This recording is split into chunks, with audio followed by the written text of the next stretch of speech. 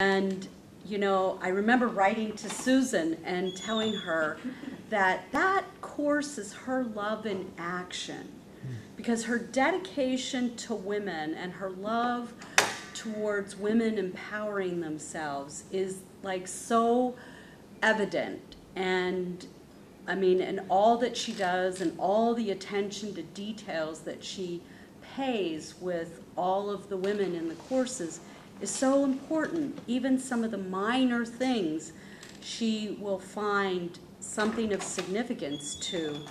And you know, the ahas that I got around empowerment and to be able to touch, as I say, the rage inside myself, which is really my sense of powerlessness, and be able to get in there and feel that and be able to just pop out the other side and be able to just grab my power back.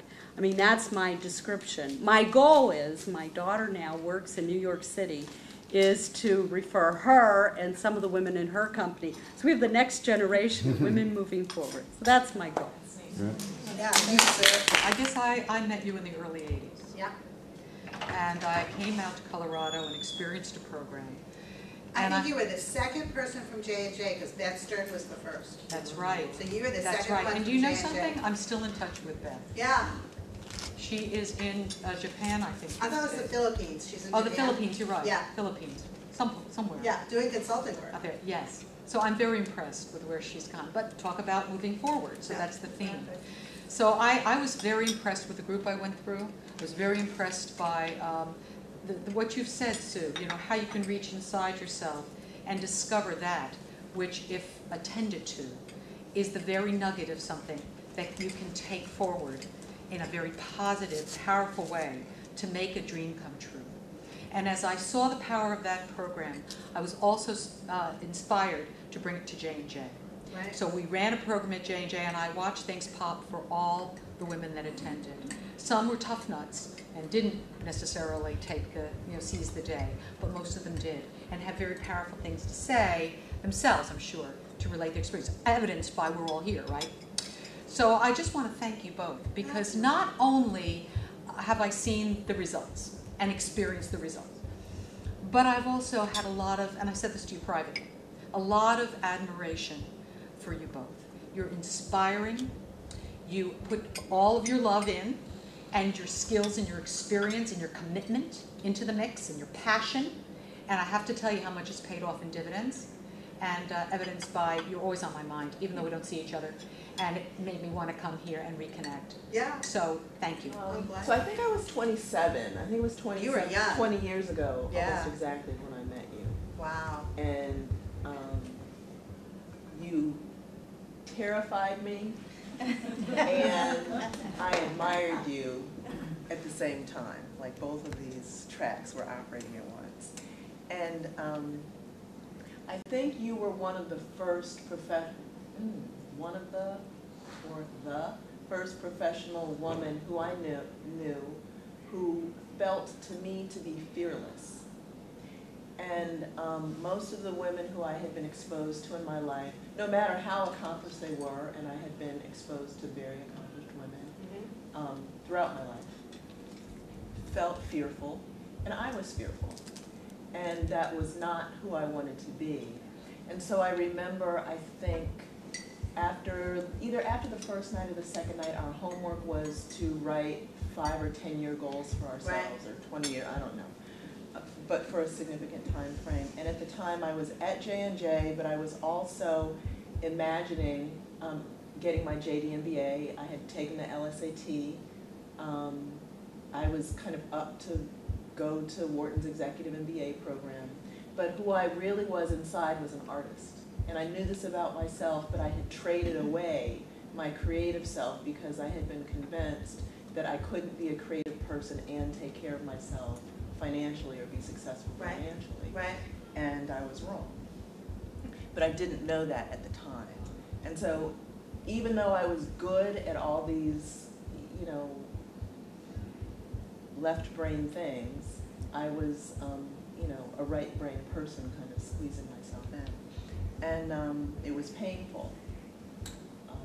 making that transition every day and all day long. It was painful integrating the environment that I was in. It was painful being one of few women. And Susan and some of the other women were supporters and supportive, and so in the class I saw in you somebody who was fearless and courageous, and as much as you terrified me and as much as I didn't want to go first, and then I saw it, I was like, oh shit, let me just go second, get it over with. I admired that, and I wanted it for myself, and I knew that I had it within myself to cultivate. But you showed me what it looked like, and I'm grateful for that. Yeah. And then you are the person that threw in my face or picked apart all the lies and walls and defense mechanisms and facades that I had built up to allow myself to Walk through the door every day. walk through the door every day, right. And even to trade away that creative part of myself, which happened long before J&J.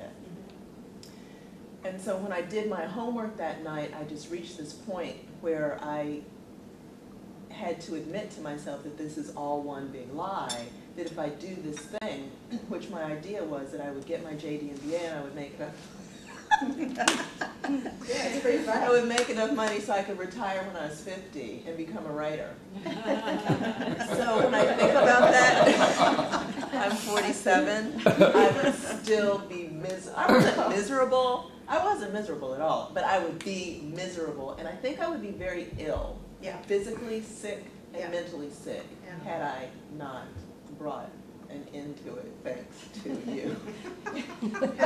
So in that room, I just like broke down and I was crying, and all the pieces didn't fit together anymore, and then, you know, it was a mess for a while. But out of the ashes of that, I was able to find the courageous woman within myself, strengthen her, and it's amazing to me today that I use the skills that I've learned from you, John, I took productive relationships and managing change for you, right? Yeah. And Women Moving Forward and the leadership retreat with you, right? And you know, now I'm self-employed, I'm a solopreneur, I'm a creative person who does very well for herself, and it's amazing to me how people who are more qualified on paper than me, who are more technically skilled than me, are exposed as writers. You know, they work for these venerable publications, and I never have, and they can't do what I do. Right. And so it's the strength and resilience and inner knowing and trust of myself and God and the universe that I can take care of myself, that I first saw in the guides in your classes, and then learned a skill set that to this day, as Susan and Andrea were saying, like, serves me every day. So I'm very grateful for that, because I can't imagine how nuts I would be without it. Yeah. So You're welcome. I just want to thank the two of you for two things. One is your courage, and two is your commitment. I actually never took Women Moving Forward. I took the advanced class. Right, you took the advanced class. Right. So I was already pretty far forward by the time you arrived on the scene, but I took it actually in Texas. Yep. And I met both of them in Texas, and I was in culture shock, actually. Because here I am, I'm a Yankee, born and bred in New Jersey, and I'm trying to adapt to the Texas culture in the late 80s, which was really... Big hair was still in. And oh my gosh, it was an experience. yeah. And I saw the opposition that the two of you worked through as we really tried to shift a culture of an entire organization, which was extremely sexist, extremely racist, and it was tough. It was tough every single day to move through that culture. And I think the women who went through the Productive Relationships course and the Managing Change course, and especially the Women Moving Forward course, saw